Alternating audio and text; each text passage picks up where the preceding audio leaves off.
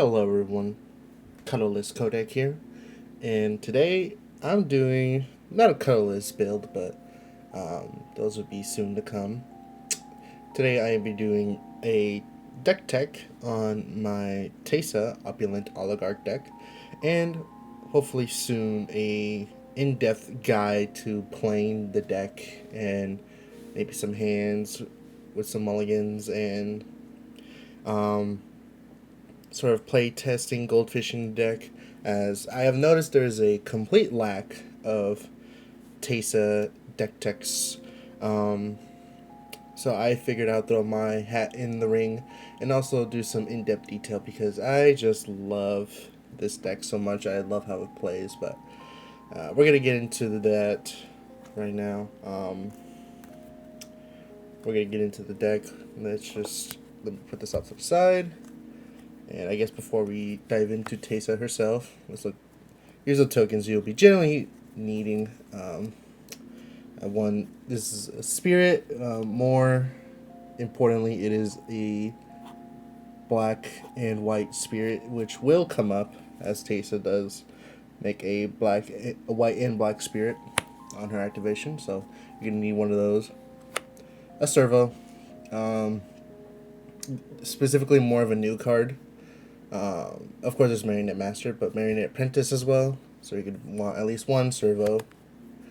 This is another spirit, just to signify which ones are tapped, which ones are not. So I just like this art more, so I generally don't use this one.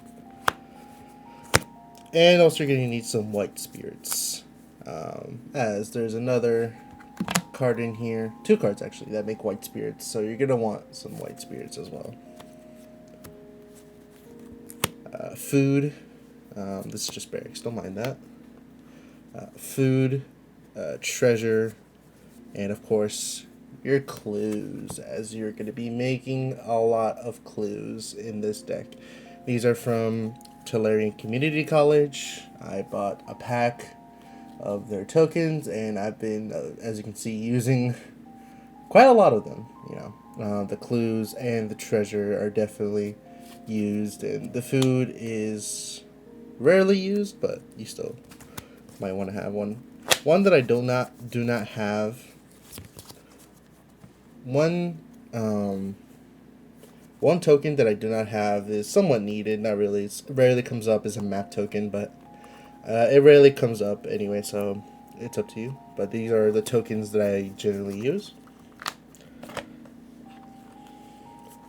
Now we can get started on the commander of the deck, Teysa, opulent oligarch.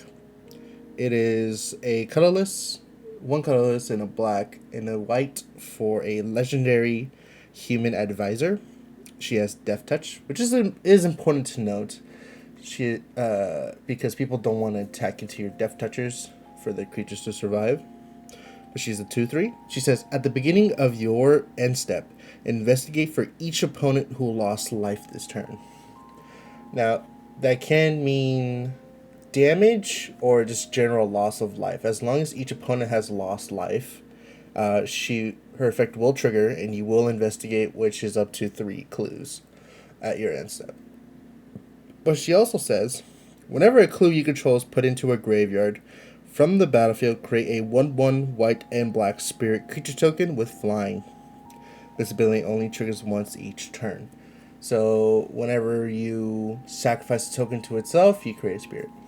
Pretty simple effect and pretty good effects too.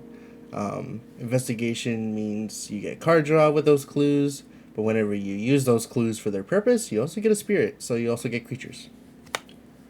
So that is Teysa, opulent oligarch. Now we get to the actual deck, and in order to properly get Teysa's effect going, you need some starters. These are, I like to call them starters, people call them enablers, but these are just cards that deal 1 damage to each opponent. We're going to start off by CMC, so we're going to do the 1 CMC card. So these cards generally all do the same exact thing. Vicious Conquistador, Mardu's Shadow Spear, Night Market Lookout, and Pulse Tracker. If you've played Belby, which I do have to the side right here, which I'm building. If you played Belby, you know what these cards do, but for the uninformed, all these basically say whenever this creature attacks, each opponent loses 1 life. Now, Night Market Lookout's a bit different. It's just when it's tapped, each opponent loses 1 life, and you gain 1 life. But generally, all these say when this creature attacks an opponent, each opponent loses 1 life. These are really good for that. You can play them with 1 black mana. So you, on turn 1, you play these. Turn 2, you play like your signets and your soul rings and all that. Turn 3, you play Teysa out. You attack with your creature, deal 1 damage to each opponent. It doesn't matter if it dies, preferably though you do want to keep it alive. So you want to do a clean attack with it. So you get 3 clues. You get 3 clues because each opponent lost 1 life. And then you can start on turn 4, cracking your clues, drawing cards, making spirits. And once you've made 3 spirits, if your opponents have no flyers, you can safely attack each opponent. So you don't really need these after like 3 spirits that hit the battlefield. But it is important to note. Teysa does say you get a spirit once each turn. So you generally want to space out your clues. You crack 1 on your turn, make 1 spirit. But then 1 on your opponent's turn, you crack another, you get another spirit. It doesn't work if you crack 2 clues in 1 turn. So you got to make sure you got to space out your clues so you at least get maximum value and get those spirits down. And even before your turn as well, so you can at least get some blockers and get some attackers before your turn. So yeah, these all do the exact same thing of dealing with damage. Then you got the 2 mana. This is where it sort of ends for 1. The 2 mana. These aren't mainly creatures, but they're permanents. We'll start with the creatures. We have Creeping Bloodsucker, Corpse Knight, and Warnog. These 2 are a bit different, so I'll address these differently. Creeping Bloodsucker is at the beginning of your upkeep. Creeping Bloodsucker deals 1 damage to each opponent. You gain life equal to the damage dealt this way. So it's another way to deal 1 damage to each opponent. You gain some life in the end as well. But it only triggers on upkeep. That is important to note. So you want to summon this guy on turn 2. Then on turn 3, you get the Creeping Bloodsucker on upkeep, trigger. Then you summon Teysa. And it doesn't matter when you dealt the damage as long as people have lost life. Then you get the benefit. So it's important to play this first, then Teysa, not the other way around. But if you can't help it, then obviously you gotta do what you gotta do. Now Corpse Knight's a bit different. But Corpse Knight is whenever another creature enters the battlefield under your control, each opponent loses 1 life. So you can play this on turn 2, turn 3, play Teysa. It does trigger the Corpse Knight. So you get to deal 1 damage to each I keep saying damage, but it is loss of life, which is very important because there are some ways to prevent damage. Creeping Bloodsucker is damage. Corpse Knight is loss of life, along with all of these guys, I think, yeah. These are all loss of life. So there are ways to prevent damage in the game. Corpse Knight and these others are loss of life, so it's a way to go through that inherent barrier. But yeah, these are meant to come out pretty early, but in the case of Corpse Knight, you can play it, and whenever you crack a clue and you get a spirit, he will trigger again, because it is creature. So, as long as you have him out, he is constantly dealing 1 damage whenever you get a spirit. Also, when you summon another creature, too. Now, Warnog is a bit different. Warnog is definitely different on how you want Teysa out first, then play Warnog. Because Warnog says, when Warnog Rider's Chaplain enters or leaves the battlefield, each opponent may investigate. Each opponent who doesn't loses 1 life. You investigate X times, where X is 1 plus the number of opponents who investigated this way. So it's very simple. You play this while Teysa is already out. It's a starter, but it's generally more slower than the other ones, as you can play these on two, those on two, along with the ones on one. But this you want to generally play on four, because you want to play Teysa on three, this on four. Then when it ETBs, each opponent will get a choice. Either they investigate with you, and either they investigate and you investigate with them, so you get clues immediately out of it, or they take a damage and you get the clue anyway. The only difference being of the decision is if either they value you getting a clue or them not having the clue. And then after that, you can start it on cracking clues, as if you're playing this on 4, you've already wasted 2 mana. Not wasted, but you already used 2 mana. You can then use the other 2 to start cracking clues, or maybe you have a removal spell you can have up. Now these are the ones I generally prefer to have on the battlefield, because these are permanents. These are both enchantments. These are creatures. Now, creatures are eventually going to leave the battlefield either by removal, because there's a lot of creature removal, or just general board wipes. So you want to have something that is going to stay around the battlefield for a while, and unless your opponent specifically targets it, which most of the time they won't, these will stick around for a while. So we have, I guess we'll start with the less reliable one, Limdol's Hex. It says, during your upkeep, Limdol's Hex deals 1 damage to each player. Each player may pay black mana, or 3 generic mana to prevent the damage to himself or herself. It's a very, very old card. Basically, on the same thing, you want to play this on turn 2, so you can play Teysa on turn 3. But on your upkeep, each opponent will take 1 unless they play back. Each opponent will take 1 unless they pay black or 3 generic mana. Now, if your opponent isn't playing black, that 3 generic mana to prevent damage is pretty taxing. So then most of the time they're just going to let it through, and most of the time they don't have that much mana if they're not running black. So yeah, they'll usually opt to take the damage, which will then trigger your Teysa ability. And same said about all of these cards. If these are dead, or in the case of Limdol's Hex, they choose to opt to pay the mana, you can just attack them with the Spirit if you have any, and still get your triggers and your clues. Now this is not to knock at this card, because it's pretty good. Most of the people are not going to pay that mana choice. Some people will, especially pay the black, or this deck does play Urborg, Tomb of Yawgmoth. If you have both of these cards out, it's pretty bad in your case, because everyone's going to opt to pay, especially once they know what you're trying to do. So it is important to hold into your Urborgs until you get enough spirits to attack them directly with them. But other than that, it's still pretty good.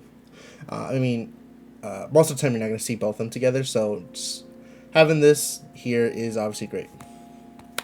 Next we get to the last option, which in my opinion is the option I go for most of the time if I have a way to get to this card.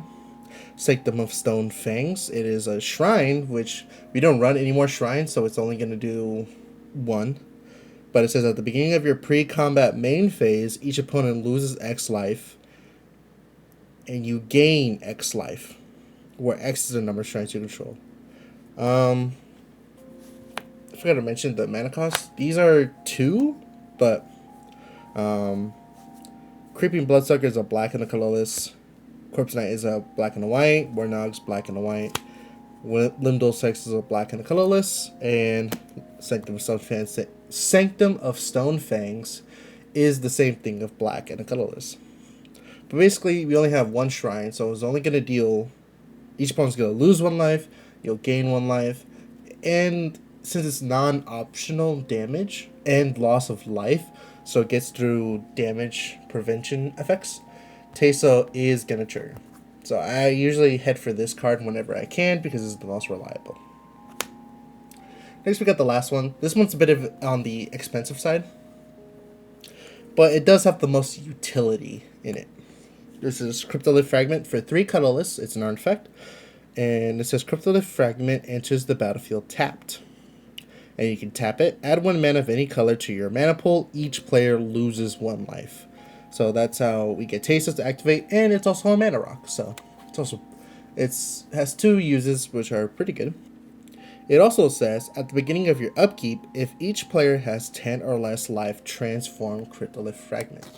Now, the transformed, I forgot I have tinted sleeves, but, or inner. The back side of it is Aura of Emrakul. It's a flying Death Touch 1 creature, 1/4. And it has, whenever Aura of Emrakul attacks, each opponent loses 3 life. So it switches out from the player part to opponent. But importantly, once they're at 10, dealing 3 is very, very it does matter, especially after a while. If they're at 10, if you got some spirits as well, you can then follow it up with those as well. It is to note, I have never gotten it to its backside. Either games have not lasted that long, or just games haven't lasted that long to where each opponent has 10 or less life. So still though, pretty good if you're able to get it to the backside. Now these are your starters. These are ways to get Teysa going. We have 1, 2, 3, 4, 5, 6, 7, 8, 9. We have 10 cards that get Teysa's ability started. Now, it is important to note we have so many just so we can make sure we have at least one of these in our starting hands, so we can get our game plan going and immediately off to the races, because Teysa can get started pretty early within the turns. If you have, I don't know, something like Pulse Tracker on 1, on 2 you have a rock, turn 3 you have Teysa. You're already started on your game plan on turn 3 once you attack with the Pulse Tracker. So it gets this game plan going really early, and so you want these cards to be out before Teysa hits the battlefield. Now we're going to go to what I call the care parts, because these parts care, either we have clues, either we have spirits, or we have both. First is whenever we have a spirit or overabundance of spirits. We have Skull Clamp, Teysa, Oars of Scion, and Ashnod's Altar. Ordered in mana cost, Skull Clamp is 1, so you can obviously clamp a spirit, draw cards. It's a very simple effect. Pay 1 mana to equip, draw 2 cards. This deck wants to draw a lot of cards and in a steady flow draw cards, so this is obviously there for the spirits. We have, well, everyone knows Ashnod's Altar. Sacrifice a creature, add 2 colorless mana. We can sack all of our spirits if we need to cast 1 big giant spell, which we do have 3 of those in the deck, and we'll go through those later. Or just to help cast our spells, because this deck is pretty low to the ground CMC wise. As you can tell, we have a lot of 1s, 2s, and 3s. Some 4s, and that's where usually our curve is at. Of course, there's some over, some in the 5s and the 6s. But we generally want to stay low to the ground so we can easily deploy our stuff, get our game plan started very fast, and head off to the races. So that 2 mana does help. Then we have Teysa, another Teysa, Oars of Scion. She is a black, a white, and a colorless. She's a legendary human advisor. And it says, sacrifice 3 white creatures, exile target creature. Which is very good, because if you remember, our spirits are white and black. So any spirit we make off of Teysa can be used to Teysa Oars of Scion to then exile a creature, which is really good removal. But more importantly, it says whenever another black creature you control dies, create a 1/1 white spirit creature token with flying. So whenever we use our black and white spirits to Teysa to exile a creature, we get white spirits back. So if we sacrifice 3 black and white spirits, we get 3 white spirits back. So we got refunded, and then which we can then use those white spirits into Teysa to exile 2 creatures. So with 3 black and white spirits, which we make on the daily with our commander Teysa, we get 2 removals. And they're exile removals, which it's a very potent way of removal. So these are the only cards in the deck that care, I guess, about creatures. Because obviously we got Ashdown's Altar to get mana, Skull Clamp to clamp our spirits, and Teysa to then have exile removal. These are the only ones that just care exclusively to spirits. My thought process being, of course you can add Ayara, First of Lock Twain, and Pitiless Plunderer. These were in the deck until like just yesterday, so I am trying this build out, but you can't add these, and of course they will play a part in the deck. But my thought process is, what are you making first? Those are clues. And how much do you make? 3. You make 3 clues first. How many spirits can you make? 1 on each turn. And you notice a lot when playing the deck. A lot of times you want to make a lot of spirits, but you're limited by the once per each. You're limited by the once each turn clause. So what's one thing you make 3 of and can usually stack up, and those are clues. So I've made a focus on the clues aspect more than the spirit aspect. But those are my the creature cares. Next we'll go on to the artifact cares. We have Lobelia, Defender of Bag End, Inspiring Statuary, Academy Manufacturer, Clark Clan Ironworks, Thousand Moons Smithy, and Marionette Master. Now, some of these can easily be explained. Clark Clan Ironworks, just sack all of your piled up clues, get a lot of mana. Marionette Master deals damage whenever a artifact is put into a graveyard, which are going to be our clues most of the time. Academy Manufacturer, whenever we make a clue on end step, we make a food and a treasure. Which those since we make 3 clues, we make 3 food and 3 treasures. Which those treasures can then be used to sacrifice them to then crack our clues. Or cast our removal spells or anything like that. Inspiring Statuary turns all of our clues that have been sitting collecting dust into basically mana rocks, as we can improvise any non-artifact spell. Then we have Lobelia and Thousand Moons Smithy. We'll go over Lobelia first. Lobelia says when Lobelia enters the battlefield, look at the top card of each opponent's library and exile those cards face down. And she has a tap ability.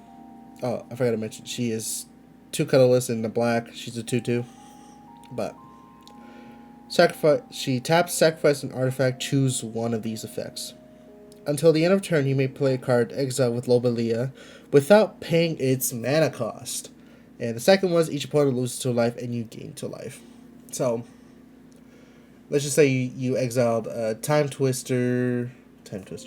Let's just say you exiled any extra turn spells, any Eldrazi, anything good. You can then tap Lobelia, sacrifice a clue, which we always do on the daily, make a spirit through Teysa's ability, and you get to cast that for free. That is very good for a 3 mana 2/2. That's really good for 3 mana creature. It's very good. It's very versatile. And if you don't like those stuff, you can always just tap her to make each opponent lose 2 life and you gain 2 life. Slowly drain your opponents if you don't like the cards you got off of Lobelia. Get your spirits in, which you can activate on anyone's turn since it is a tap ability. Then we have Thousand Moons Smithy for 2 white, 2 colorless. It's a legendary artifact that says, when Thousand Moons Smithy enters the battlefield, create a white Golem Soldier artifact creature token with this creature's power and toughness are equal to the number of artifacts and or creatures you control. So just that first effect alone, we create a gnome artifact, which gets big for each artifact and creature that we own, which means spirits, clues, and all of our overabundance in the field. So it can get really big really fast. And then it says at the beginning of your pre-combat main phase, you may tap 5 untapped artifacts and or creatures you control. If you do, transform Thousand Moon Smithy into Barracks of the Thousand. Now, we do have overabundance of clues, so it's easily just to tap all 5 of those clues to transform Thousand Moon Smithy. And we also have our spirits to tap, so it's no issue getting the Thousand Moons Smithy to flip or transform. And then let's talk about the backside. Barracks of the Thousand is a legendary artifact land that taps for white, and it says whenever you cast an artifact or creature spell using mana produced by Barracks of the Thousand, create a white gnome soldier artifact creature token with this creature's power and toughness are equal to the number of artifacts and or creatures you control. So it creates another gnome, which those gnomes can be very relevant, as like I said, we do create a lot of clues, a lot of spirits, so they're gonna get big very fast. And since we can keep producing them, we're gonna get a lot of them, and we can actually win by combat with just those gnomes alone. But yeah, these are our stuff that cares about artifacts. It's a very small package, but you'll see that our package for stuff that cares about both creatures and artifacts is a lot bigger.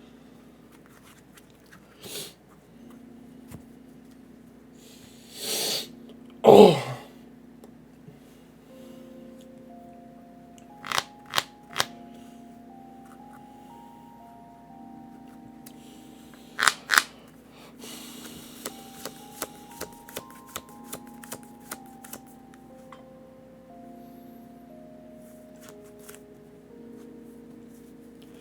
Now first, we'll get started with the stuff that cares about both artifacts and creatures. We'll start with the 2 mana.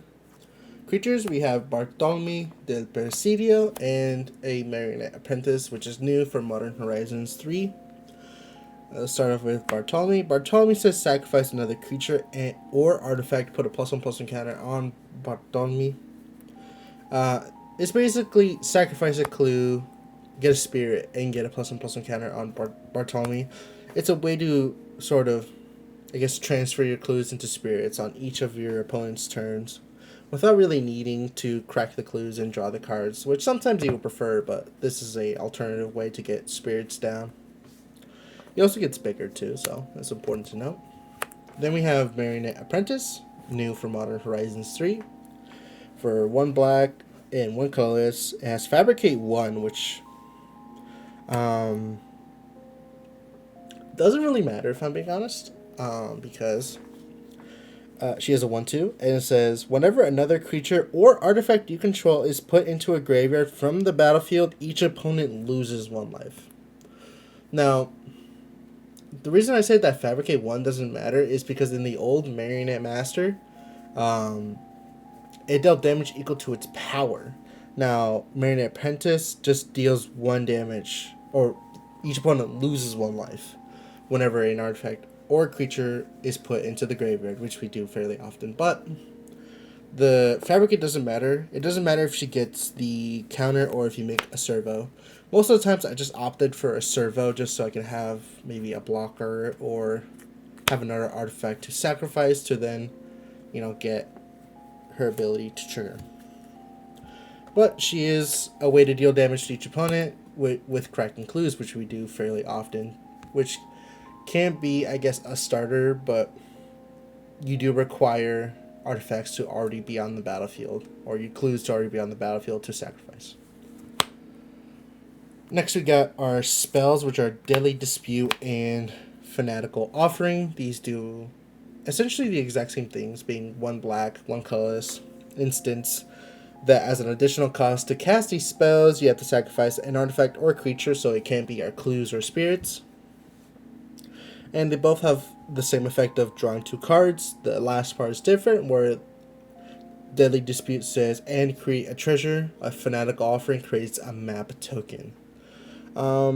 It's a way to get more out of one single clue. So you can sack a clue, draw 2 cards, which normally a clue gets you 1 card. You get 2 out of deadly and fanatical, and also something on the side, that being a map token or a treasure token, which can be used for a deadly disputes case. You can use that treasure to sack another clue. And fanatical offering map token, you only get 1, so it's not really that important, but to still be able to explore 1, see the top, can matter at times. Next we got our 3 mana permanents. We got Braids, Arisen Nightmare, Delmy, Streetwise Lookout, Nadir's Nightblade, and Agent of the Iron Throne. Now, Braids, if you haven't come across Braids, is at the beginning, it's 2 black and 1 colorless, and says at the beginning of your end step, you may sacrifice an artifact, creature, enchantment, land, or planeswalker. If you do, each opponent may sacrifice a permanent that shares a card type with it. For each opponent who doesn't, that player loses 2 life and you draw 2 cards.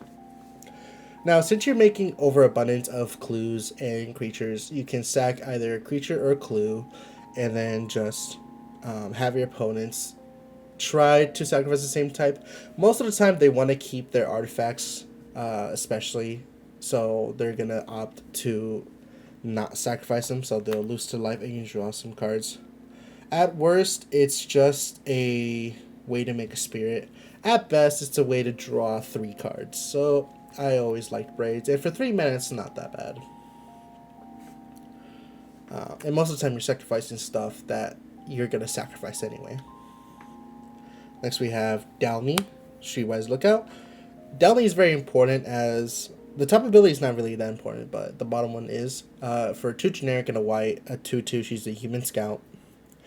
And she says, whenever creatures you control with power 2 or less can't be blocked by creatures with power 3 or greater. So it's a way to get your spirits through, as they are 1/1s. Also to get a way to get Teysa through on some big creatures. But her second ability is important. If an ability of a creature you control with power 2 or less triggers, that ability triggers an additional time. So it does affect our Marionette Apprentice or our Teysa herself. Even our other Teysa, I believe, is a 2 power. Lobelia is 2 power. Academy Manufacturer. Our other Teysa is a 2/3 as well. But these abilities trigger an additional time. More importantly, it will double our clue production and double our pinging. More importantly, it doubles our clue production and it doubles our pinging from Marionette Apprentice. And even Nadir's Nightblade, which we'll get into right now. Nadir's Nightblade is a black and a 2 colorless elf warrior. It's a 1/3. So it does get triggered twice by Delmy. Whenever a token you control leaves the battlefield, each opponent loses 1 life and you gain 1 life. So we're going to be doing that on the daily, either by Braids, Card Clan, or any one of our sack outlets, or just using them normally with our clues and our spirits. Each opponent's going to lose 1 life and we're going to gain life. So hopefully rejuvenate some of our lost life. And Delmy is going to help trigger that twice.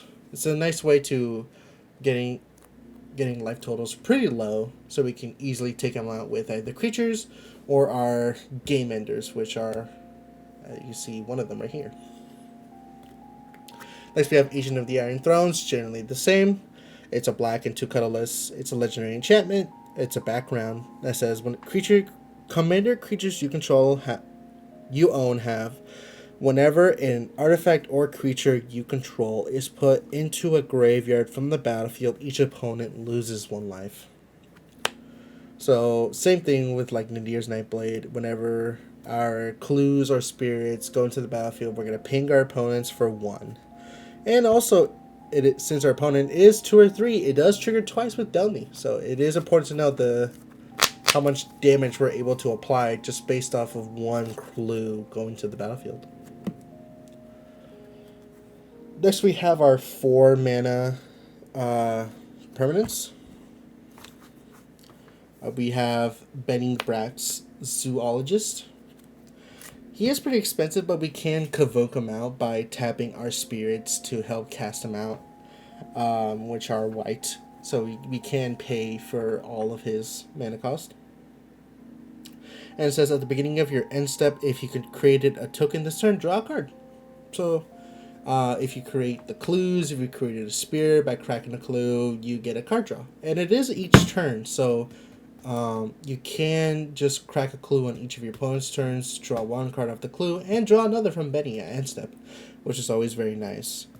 This doesn't trigger twice through Downey, but you're getting an abundance of cards, so it's fine. But he does cost 3 generic and a white, and he is an elf druid. Next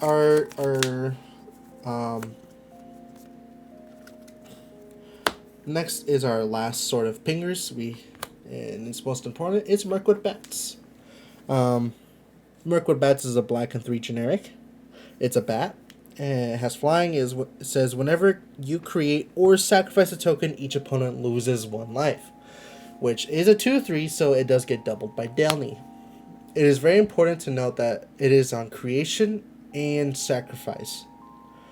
So it is important to note as whenever we create a clue, we create 3 if each of our opponents lost life, so we deal 3 damage to each opponent. It is a very fast way to make sure our opponents are going to head to their graves. And it is also on sacrifice, so if we have something like Card Clan Ironworks, we can just sacrifice a bunch of clues, then we get a lot of Mirkwood Bats triggers. Next we have our second set of doublers. We have Anointed Procession, Mondrake, and Roaming Throne. All 3 of these help double our token creation.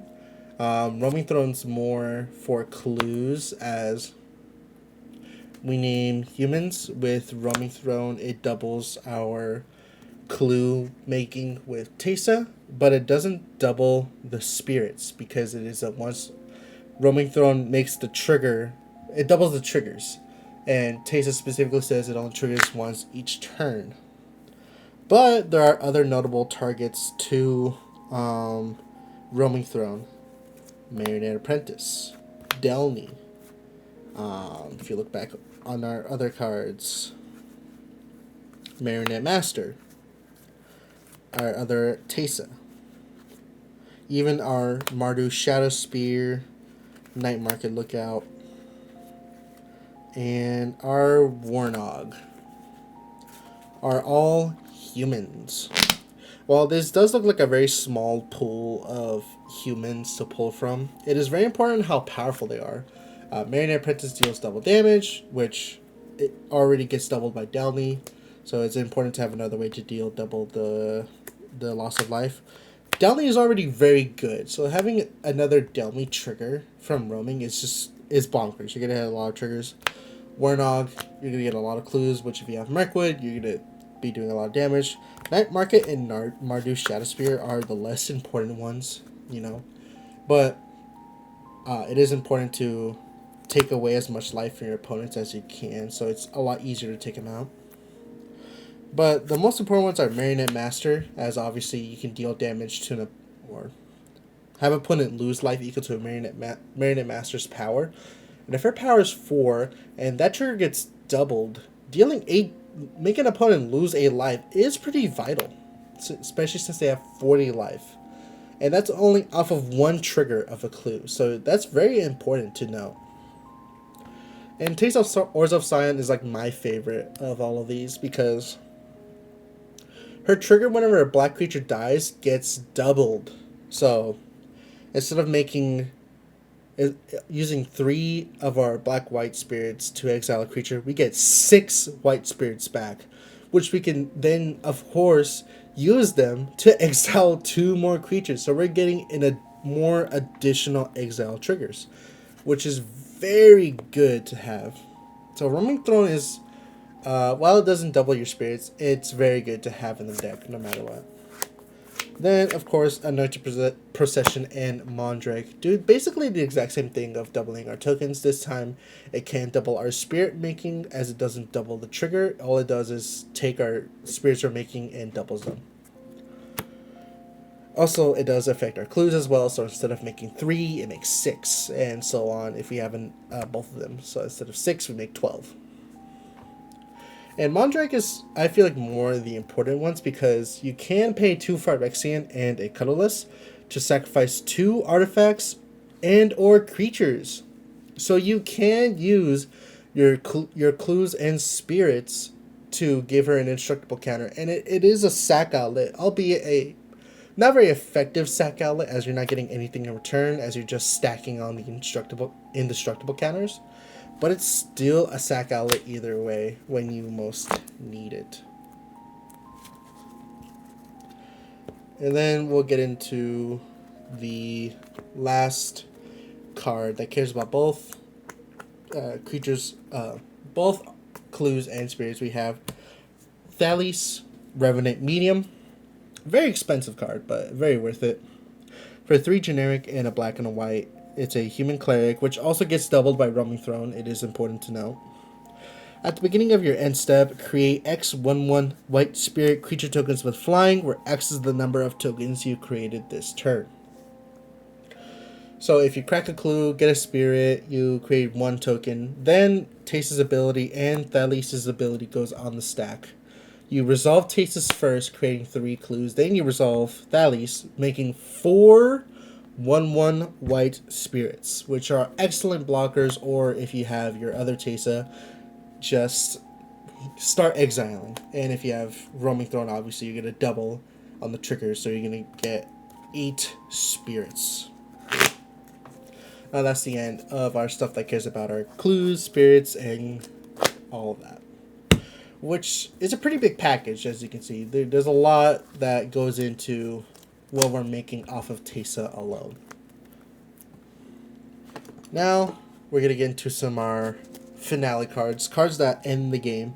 Of course, we can win through creature combat and make our opponents lose life through things like Murkwood Bats. Those are 2 ways to sort of win the game, but we also have some game enders. Dead to the Deathless, Torment of Hellfire, and Exsanguinate. Now, these 2 have Dead to the Deathless and Exsanguinate have been added recently. It was just Torment of Hellfire, but these cards are just game ending. If we have a lot of mana through our Ashnod's Altar or our Cloud Clan Ironworks, we just dump all that mana into these cards and have a big effect. More importantly in Torment, which I'll read. Torment is 2 black and X. It's a sorcery, says repeat the following process X times. Each opponent loses 3 life unless that player sacrifices a non-land permanent or discards a card. Now, let's just say we have Cloud Clan and 10 clues, which is very easy because it just Teysa makes 3 on each of our end steps, so essentially 3 turns have passed of us making clues.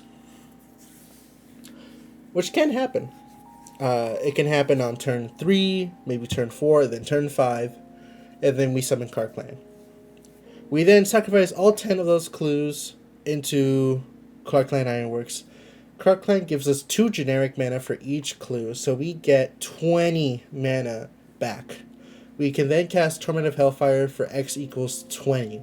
Now each opponent has to sacrifice 20 non-land permanents or discard 20 cards to prevent the damage.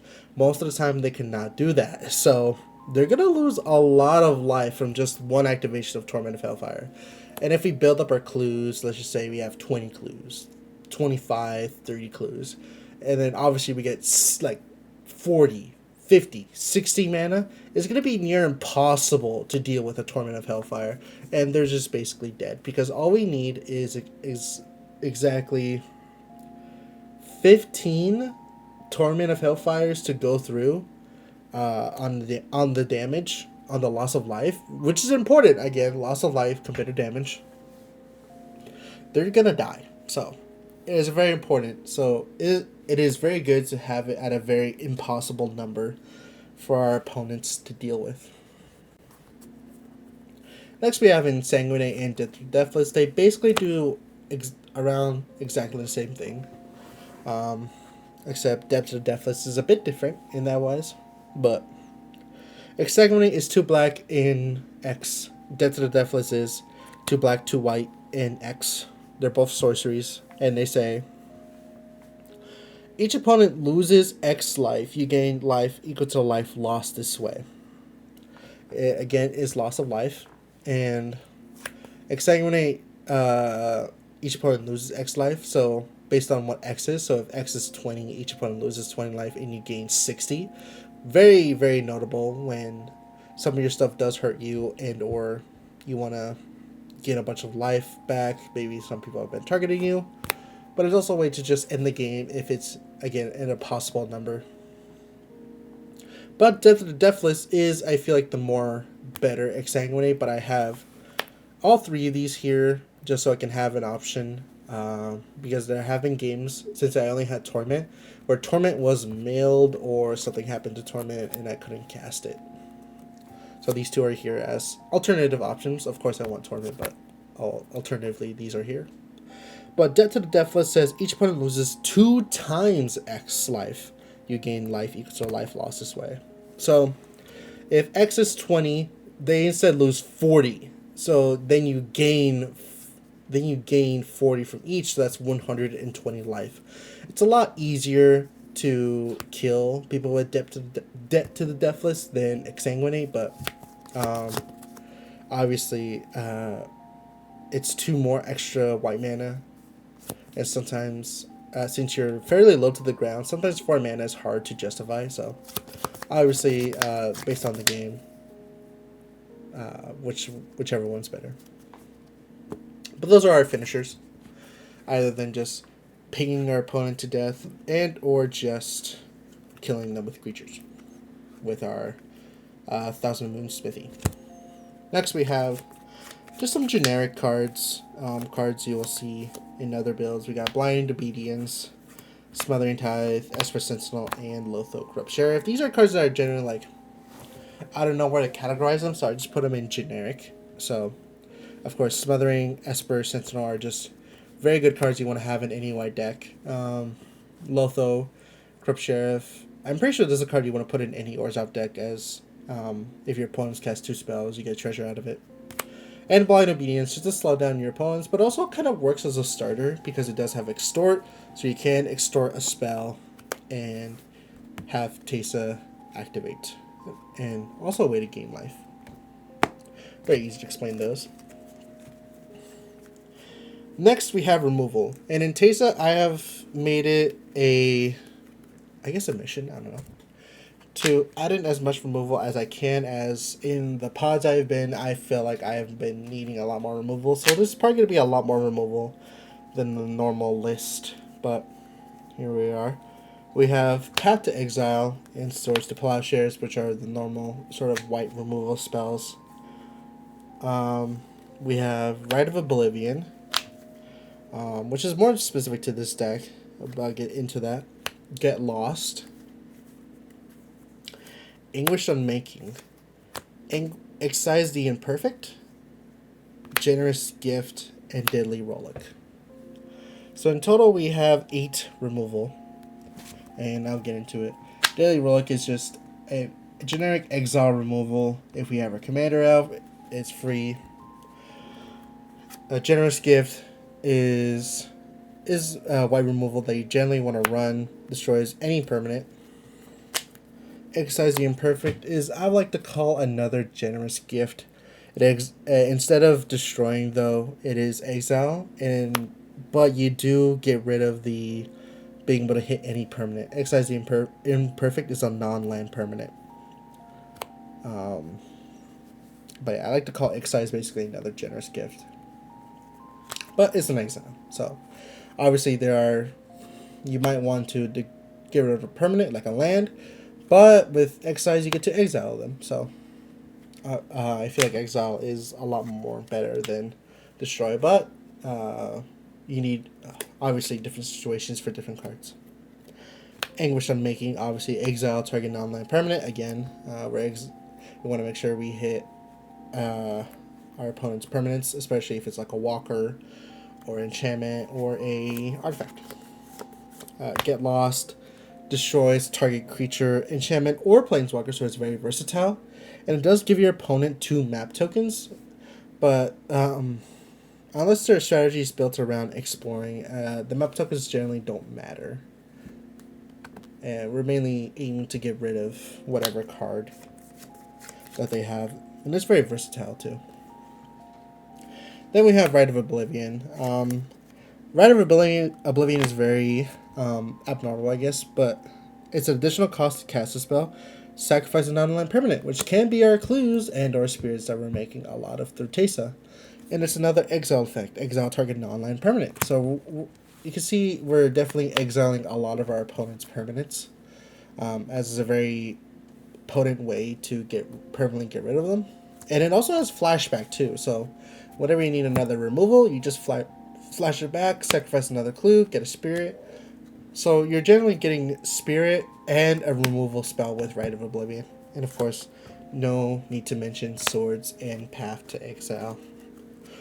Very good removal spells.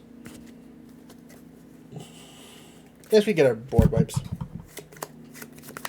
We have Damn, the Mihut Massacre, and Toxic Deluge.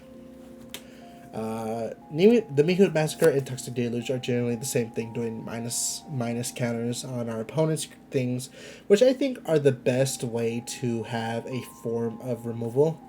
But we do have ways to protect our board. It's just the minus one counters are definitely going to affect us. But if you definitely want to wipe the board, these are the ways to go, because you can't really get around minus one counters. And obviously, the Mihut Massacre is an enchantment that stays around for a while. And whenever a creature you control dies, each opponent loses one, which we can have fairly often with our spirits dying. But whenever a creature an opponent controls dies, you gain 1 life. So if they're a graveyard strat, obviously we're regaining a lot of life. Then we have Damn, which is just a normal board wipe. Destroy each creature, and they can't be regenerated. Just a normal board wipe we can use. But we have ways to protect our creatures, which we'll get into next. We have Teferi's Protection and Flawless Maneuver, which I feel like if you're going to be playing Teysa, you're obligated to get this artwork of Flawless Maneuver, but obviously not, but it's just very great. But of course, Teferi's Protection, everyone knows. For an instant, a white into generic. Until the end of your next turn, your life total can't change. You gain protection from everything. All permanents you control phase out. So it protects your board, and obviously protects you. More importantly, though, we have Flawless Maneuver, which gives all your creatures gain indestructible until the end of turn. And if you control your commander, you can cast this for free.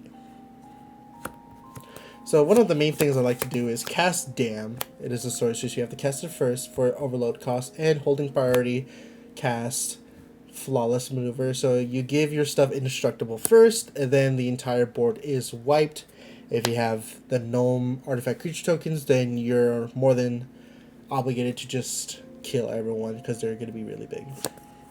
I did want to add the new one for Modern Horizons. It is Flare of Fortitude. My problem being is that you need to sacrifice a non-token white creature in order to cast it for free. But it does make it so your life total cannot change. And it gives your creatures indestructible and hexproof. So it's another Flawless Maneuver essentially to be able to use Damn with to effectively end the game. But we can use our notice for that too, so we'll see. I'll think about adding it in. Then we have our tutors. We have Demonic Tutor, Vampiric Tutor, and Enlightened Tutor as obvious choices for our Orzhov colors. Demonic and Vampiric are just so good, and then Enlightened make sure to get our Roaming Thrones, our Anointed Processions, and so on. Then we have our not so generic tutors. We have Moon Silver Key, which is a very weird one that not a lot of people are using, but definitely a lot of people should. It's a way to get our Astronaut's Altar or our Clark Clan Ironworks, because they are artifacts with mana abilities, so we can use this essentially as a tutor for our combo pieces. Then we have Beseech the Mirror, which we can use our spirits and our clues to bargain it, to then basically tutor out for a 4 CMC or less permanent and cast it for free, which can be our Clark Clan, our Mondrake, Roaming Thrones, anything really that we could really use, we can get with Beseech the Mirror. Then we have our Diabolic Intent, which we can use to sacrifice a spirit to tutor for anything, and our Imperial Seal, which are pretty expensive. There are ways to make a budget build of this, obviously, and I can make a video on a more budgety Teysa deck, but Imperial Seal is just very good as you can put the card. It's basically another vampiric tutor, but it is a sorcery. But you do have a lot of clues, which you can then sack one in order to draw the card you put on top.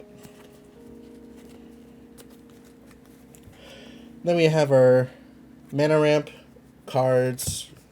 We have, of course, our Soul Ring, Arcane Signet.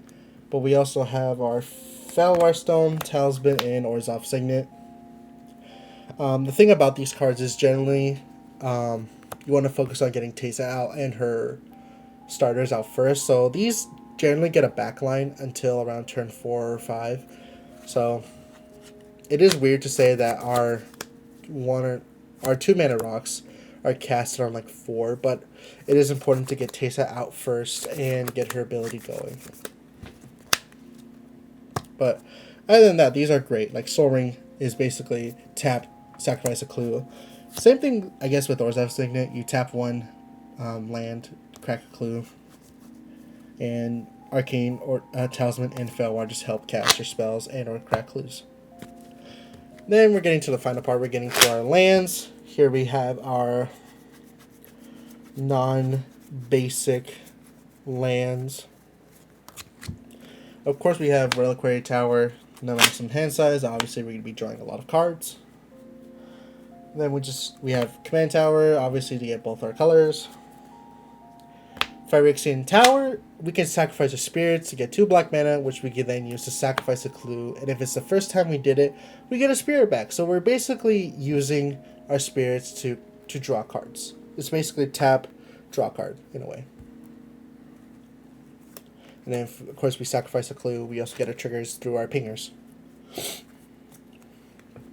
You have Cave of Koilos, Silent Clearing, which also can draw us a card if we're desperate.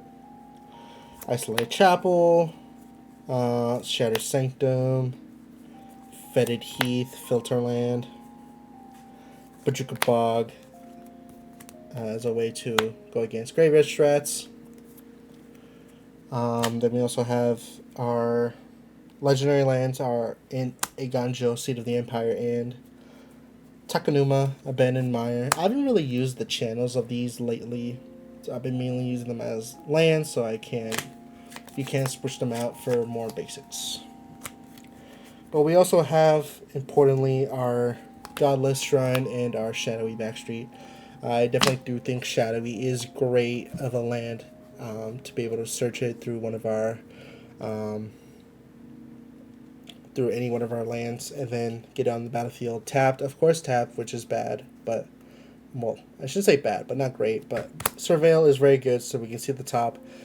If we really need a starter, we can leave it on top. If it's a land that we really need, leave it on top. But if it's anything else we don't want, we can just put it in the grave. Then we have, of course, it was mentioned, so it's bound to happen, Urborg and Cabal Coffers. A way to make a lot of black mana, which we're going to need because predominantly a lot of our deck is black. So we're going to need a lot of black mana. And also we have our huge X-Spells, so we can use that black mana to dump into our X-Spells. And Bright Climb Pathway, which also doubles as a black source if we need it. And then Ancient Tomb. This is a proxy, of course. I have my Ancient Tomb in my colorless deck, but Ancient Tomb basically it gives you 2 colorless, which can basically just crack a clue. So it basically reads as tap, take 2 damage, draw a card, make a spirit, which is very good. And then a very absurd utility land, Heaven Goal Laboratory. It taps for a colorless, but you can also tap 4 to investigate, but more importantly, at the beginning of your end step, if you sacrifice 3 or more clues, this turn transform Heaven Goal Laboratory, which the back side of it is a land where you get to return a creature card from your graveyard to the battlefield. It It is important to note I haven't gotten it to transform, but if it does, being able to reanimate a creature is pretty good, especially if it's one of your pingers, like Mirkwood, or any creature in general. And it also says when the creature is put into the battlefield from uh, when a creature put onto the battlefield with Heaven Goal Mystery leaves the battlefield, transform Heaven Goal Mystery back into the laboratory. And you can pay 1 life to add a black. So it normally is generic, but when it's flipped, it gets black mana. Still, if you're able to get it to flip, being able to get a creature back is definitely good. Basically, reanimation on the land. That is our non-basic lands. Next, we get into, I guess you can just call our fetch lands: Fabled, Prismatic Vista, Blessed Mire, Polluted, Arid, Windswept Heath, and our Marsh Flats are basically just our fetch lands to get whatever color we need fixed. And yeah, pretty simple on these. Of course, these can be switched out for other lands, like basics or anything like that. For more. Hello, everyone. Editor Me here. And as we sort of go through the lands of the deck, I would like to point out that the deck has been updated, and I have posted not only a deck list, but a primer on Moxfield. If you want to check out the primer, a link will be posted in the description below. So if you want to keep up to date with the deck and see how you want to play the deck and or how I play the deck, you can always check out the primer below. And that'll be it. Thank you for watching. Hope you guys enjoyed the deck tech, and I hope to see you when I do my mulligan and basically testing out Teysa. Thank you for watching, and I hope you enjoyed it.